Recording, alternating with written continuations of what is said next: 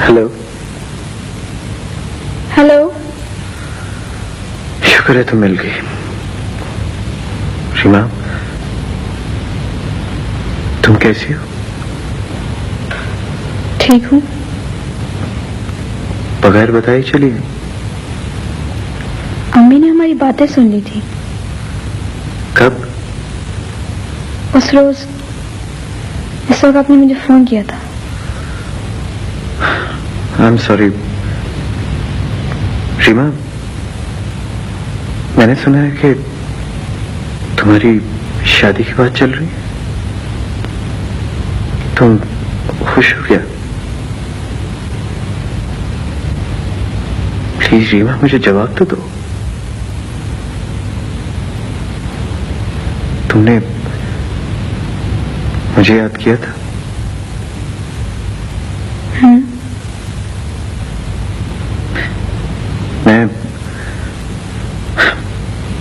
मैंने अम्मी अब्बू से बात की है। मैं चाह रहा था कि वो लाहौर जाए। क्यों? ताकि शालीमार बाग की सैर करने। अरे भाई, हमारी शादी की बात पक्की कर सके। मुझे तो डर लगता है। किससे? उनके इनकार से। तुम मेरे अब्बू को नहीं जानती। वो वकील तो नहीं है, मगर दलील बड़ी जबरदस्त देते हैं। आप मेरे अब्बा जानी को नहीं जानते।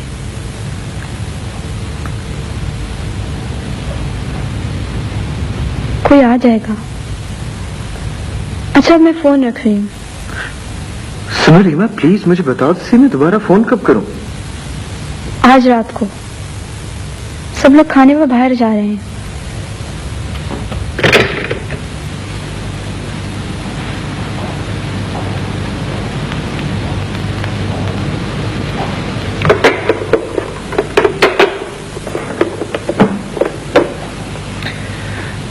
आ जाइए।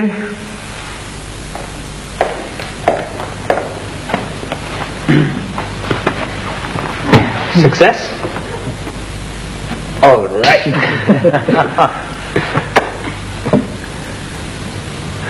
रीमा के रवैये से मुझे लगता है कि वो असद को पसंद नहीं करती। बात पसंद नापसंद की नहीं है। वो असद से शादी ही नहीं करना चाहती। तो फिर ये जबरदस्ती की शादी क्यों? खानदान में जो करनी है। खानदान में तो और भी बहुत से लड़के हैं। वो किसी भी लड़के से शादी नहीं करना चाहती। तो फिर? बात ये है अमान, वो जिसे पसंद करती है ना, वहां उसकी शादी हो नहीं सकती। क्यों नहीं हो सकती? इसलिए कि अब्बा जानी और अम्मा मानेंगे नहीं। मानेंगे नहीं? क्यों नहीं मानेंगे? कौन है वो लड़का? अछूत है क्या? खानदान का नहीं। खानदान खानदान, तंग आ गया हूं मैं इस लफ्ज से। दुनिया कहां से कहां पहुंच गई है और आप लोग अभी तक उसी चक्रों में पड़े हैं। मैं तो खुद बहुत खिलाफ हूं इन बातों के। तुम खिलाफ हो तो कुछ करती क्यों नहीं? तुम तो बड़ी बहन हो। इससे पहले कि मैं कुछ करती, अब्बा जानी अर्शद चचा को हाँ कर चुके थे।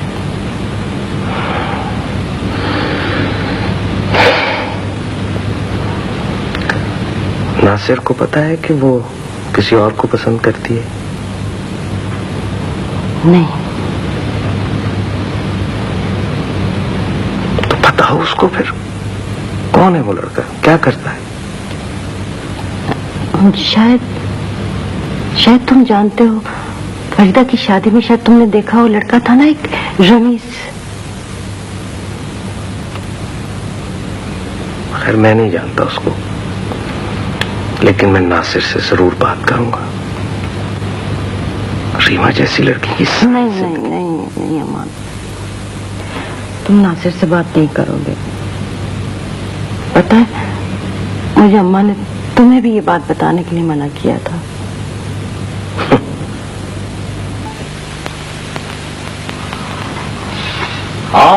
भाई बड़ी अच्छी खुशबू आ रही है, क्या चक्कर है? किसी की बारात आ रही है क्या? प्रैक्टिस हो रही है जनाब, क्या पता किस वक्त वलीमा करना पड़ जाए। किसकी दावत है? लतीफ तुम जरा जाके सलाद ले आओ। आपके बेटे साहब ने नोटिस दिया है, अचानक शाम को कुछ दोस्तों को खाने पर बुला रहे हैं। बहरहाल मुझसे जो कुछ हो सका मैंने तैयार कर दिया। हर काम गलत वक्त पे करता है भाई। महीने के आखिर में दावत थोड़ी होती है, महीने के आखिर में तो हम खुद दोस्तों इकट्ठे जाते हैं ये कहते हुए कि यहाँ से गुजर रहे थे, सोचा आपसे मिलते चले। वालेकुम अस्सलाम। वालेकुम सलाम।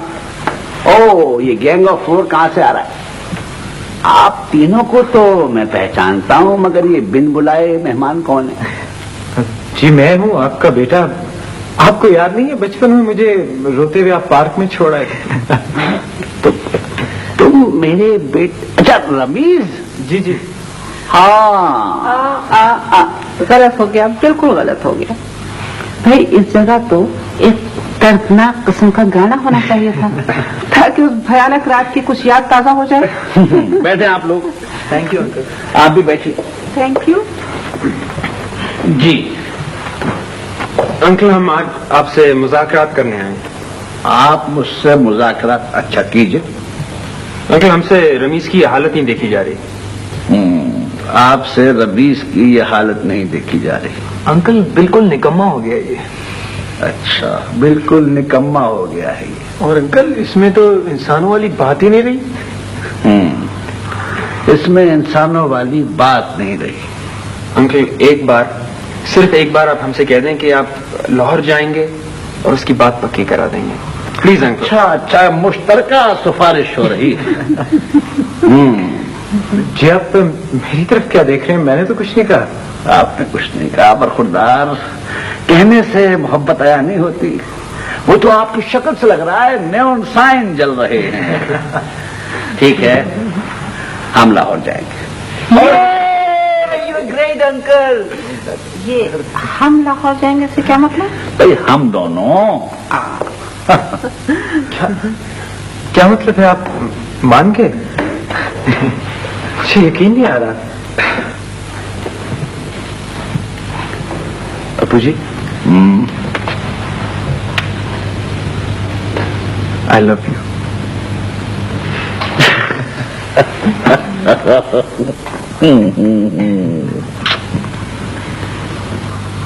अपने इस केस के बारे में तुमने जो कुछ मुझे बताया है ये सब कुछ मुझे पहले से मालूम था। मैं चाहता था कि तुम्हें आगाह कर दूं, लेकिन फिर कुछ सोच के चुप हो गया, क्योंकि मेरी ख्वाहिश थी कि तुम खुद अपनी इन खुली हुई आंखों से सब कुछ देखो, सोचो और समझो। पता नहीं, मेरा तो ख्याल है कि मैंने इस केस से बहुत कुछ सीखा है। एक नई दुनिया देखी है मैंने, इस दुनिया में फंसे हुए लोगों की फरियाद सुनी है। हाँ, आपका कहना सही है, मैं उनके लिए कुछ नहीं कर पाया, लेकिन अब कम से कम उनकी आवाज तो मेरे कानों तक पहुंच रही है। हकीकत के ऊपर गुमान की जो गर्द चढ़ी होती है उसे साफ करना बहुत जरूरी होता है। शाजिया से मुलाकात हुई थी तुम्हारी? जी। तुम्हारी अम्मी बता रही थी कि शाजिया को तुम पसंद करने लगे हो, ब्याह करना चाहते हो उसके साथ। जी हाँ। मैं ये तो नहीं कहता कि शाजिया अच्छी लड़की नहीं है, अच्छी लड़की, बहुत अच्छी लड़की है, बहुत काबिल है। और फिर तुम्हारे पसंद किए जाने के बाद हमें कुछ सोचने या कुछ कहने का इख्तियार भी नहीं रहा।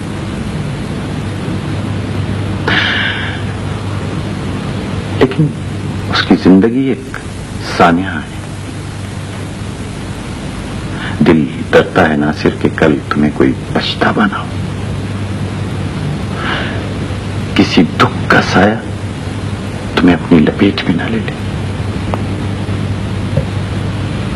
इस साय को तो हम बांट लेंगे, लेकिन अगर वो न हुआ जो हम चाहते हैं तो फिर शायद पछतावा हो जाए। वाह बेटे वाह, बहुत खूब। अब तुम इतने बड़े हो गए हो कि अपने बारे में खुद ही राय कायम करने लगे हो, खुद ही अपने फैसले करने लगे हो। क्यों हल्कान होती है? तो जो कुछ हो रहा है होने दो। नासिर ने अब उम्र के उस हिस्से में कदम रख दिया है जहां इसे अपने बारे में खुद फैसले करने का इख्तियार है। अपनी अच्छाई बुराई खुद बेहतर सोच सकते हैं। माँ बाप कुछ नहीं है। ये आप ये क्यों समझती हैं कि मैं बगैर सोचे समझे कोई फैसला कर लूंगा? सुनो नासिर, इस रिश्ते से हम लोग खुश नहीं, इसलिए कि हम नहीं चाहते कि तुम बढ़ जाओ। और फिर ये भी तो हो सकता है कि इस शादी के बाद तुम्हें कुछ खोना पड़ जाए। शायद तुम्हारा कैरियर, मुमकिन है तुम्हारे कैरियर पे भी असर पड़ सकता। अब आप ही कहते हैं ना कि अच्छा वकील वो है जिसमें फैसला करने की कुव्वत हो।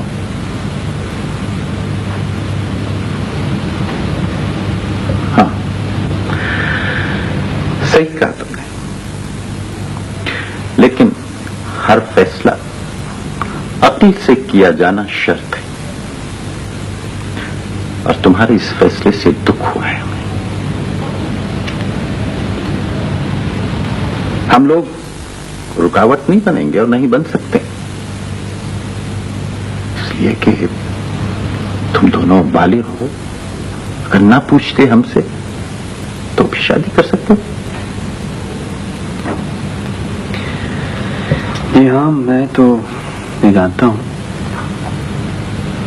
शादियां नहीं मानती। वो मेरी बीवी ही नहीं, इस घर की बहू बनकर आना चाहती है।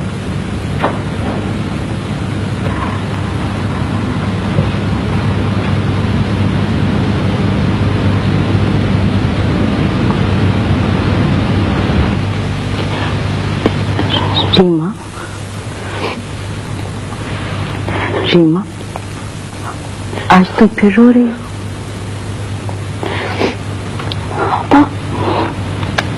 नहीं, रोता नहीं। अब्बा, मैंने कभी जिद नहीं की, लेकिन ये आंसू तो मेरे काबू में नहीं आ रहे। मैं कई दिन से तुम्हारे लिए परेशान थी, सोची कि तुमसे बात करूंगी। मुझे अम्मा ने सब कुछ बता दिया। रीमा, जो तुम चाहती हो ना, हो नहीं सकता। अब मुझे वक्त चाहिए। शादी हमारे यहाँ खानदान में ही होती है। रमेश बहुत अच्छा लड़का, मैं जानती हूँ, मगर मुझे पता है, लेकिन इतनी जल्दी क्यों? जख्म दो तरीके से ठीक होते हैं, एक दवा मरहम पट्टी से, दूसरा कुदरती इलाज वक्त। अब्बा जानी ने और अम्मा ने दूसरा तरीका अख्तियार किया। मुझे पता है कि मेरी शादी रमीज से नहीं हो सकती, लेकिन मुझे कुछ मोहलत तो दे सोचने की। तुम्हें ऐसा अच्छा नहीं लगता? मैंने उसे कभी अच्छी तरह देखा तक नहीं। जब मेरी शादी हो रही थी ना, तो खानदान के बहुत से लड़के चाहते थे कि मेरी शादी उनसे हो, लेकिन मुझे तो किसी ने नहीं पूछा था। ये बात नहीं कि अमान में कोई कमी थी, हमारे यहाँ असल में फैसले बड़े करते हैं। लेकिन मैं तो रीमा, जाने शादी हमारे यहाँ जिंदगी में छटपटे का वक्त होता है, गम और खुशी का अजीब सा संगम, नई जिंदगी का आगाज, पुरानी जिंदगी का अंजाम। मैं आप लोगों को छोड़कर नहीं जाना चाहती। मैं जानती हूँ, मगर लड़की को एक न दिन जाना होता है, उसे अपना घर बदलना पड़ता है, उसे अपना नाम बदलना पड़ता है। आप अम्मा से बात तो करें, मैं रमीज का ख्याल दिल से निकाल दूंगी, लेकिन इतनी बड़ी सजा तो ना दे। मेरी शादी तो एक सजा लग रही है, मैं इसमें कैसे खुश रह सकती हूँ?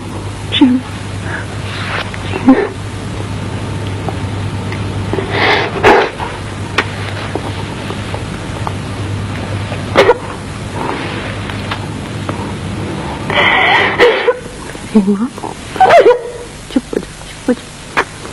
हो जाओ पागल, चुप हो जाओ। बैठो बेटा,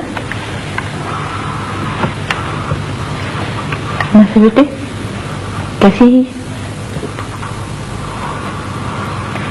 अच्छी है। किसकी है? मम्मी की। अच्छा, लेकिन आप लोगों ने तो अरशद चाचा से कहा था कि मंगनी नहीं करेंगे, बस निकाह और रुखसती। ये रीमा के लिए नहीं है, फिर शाजिया के लिए।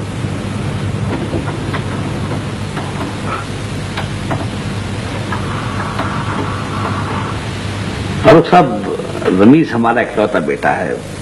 वैसे हमें रिश्ता मांगने की कोई प्रैक्टिस तो नहीं है, बस हमारी ख्वाहिश थी कि रीमा बिटिया हमारे घर।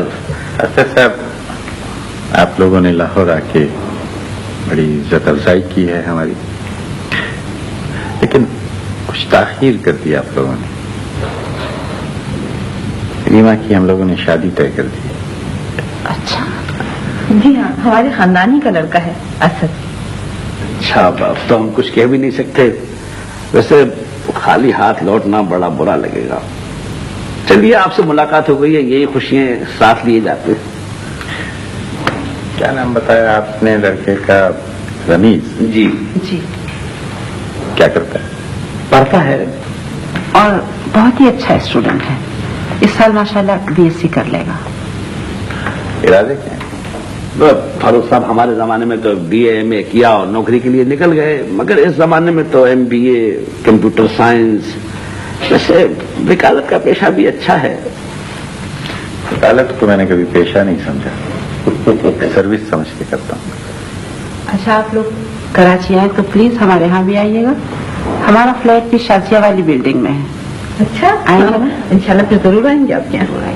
अच्छा, आप इजाजत दीजिए। अरे इतनी जल्दी क्या? देखिए चाय आ रही है। नहीं नहीं, चाय का तकल्लुफ ना कीजिए। अरे आप लोग वैसे, मैं बस अभी लेके आई। कुछ दिन रुकेंगे आप? जी नहीं, शाम की फ्लाइट है। दरअसल रमीज कराची में अकेला है, बड़ी बेचैनी से इंतजार कर रहा होगा। दरअसल हमने उसे बहुत बिगाड़ा है। उसकी लुगत में इनकार का लफ्ज है ही नहीं।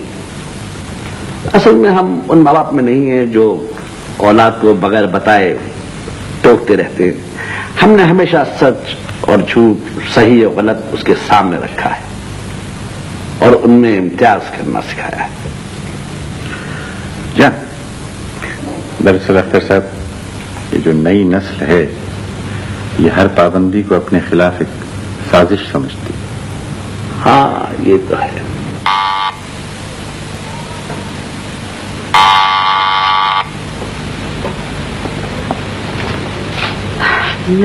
नासिर, तुम? What a pleasant surprise. जनाब, ये मौसम है सरप्राइजेस का। अगर आप इजाजत दें तो मैं अंदर आ जाऊं। हाँ हाँ, सॉरी, आओ ना प्लीज। बैठो। अच्छी लग रही है। कैसे आना हुआ? बस तुमने याद किया था ना मुझे। उस याद ने तार का काम दिया और मैं आ गया। इस तरह तो मेरा याद करना तुम्हें बड़ा महंगा पड़ेगा। हाँ, ये बात तो है। अब देखो, अगली दफा 2 सीटें बुक करानी पड़ेंगी, डबल खर्चा। क्या सोच रही हो? सोच रही थी कि मैं भी कितनी बेवकूफ हूँ। ताजा हवा के 1-2 झोंके आए और मैं समझ बैठी कि मेरी जिंदगी से काले बादल छट गए। ठीक सोचा था तुमने, इसलिए कि वो बादल तो छट चुके हैं हमारी जिंदगी से। नहीं नासिर, मैंने तो कुछ कहा था ना तुमसे। ये तो तुम पहले भी कर सकते थे, लेकिन फुप्पी और फुप्पा जान की रजामंदी के बगैर मैं नहीं चाहती कि ये सब कुछ हो। इस अंगूठी में उन दोनों की के इकरार की महक नहीं आ रही है तुम्हें? लो, पहन लो।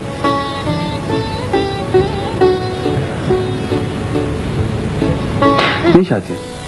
नहीं, इसकी कोई जरूरत नहीं। मैं उन लोगों में से नहीं हूं जो तुम्हारे जहन पर माजी की उंगलियों के निशान ढूंढते फिरेंगे। तुम्हारा माजी अब हम दोनों की अमानत है।